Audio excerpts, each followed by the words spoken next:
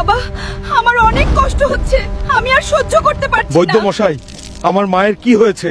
উনার শরীরের এই অবস্থা কেন? হাল্ক, তোর মায়ের ওপর কালো জাদু হয়েছে।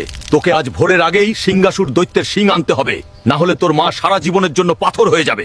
ব্ল্যাক ইউনিকর্ন, আজকে তোকে আমার সাহায্য করতে হবে। আমাকে এখনই লাল পাহাড়ে নিয়ে চল। মায়ের জন্য আমি চন্দ্র সূর্য সব এক করে দিতে পারি। আমি মাকে ঠিক করেই ছাড়বো। সিংহাসুর দৈত্য, আমি আসতেছি। সিংহাসুর দৈত্য, তুই আমার মাকে জাদু করেছিস, আজকে তোর শিং ভেঙেই ছাড়বো। হাল্ক, দেখি তোর মাঝে কত জোর আছে। কি হলো হাল্ক? সব হাওয়া কি এখন বাহির হয়ে গেল? এই সবাই, এই হাল্ককে বন্দি কর, সে যেন পালিয়ে যেতে না পারে।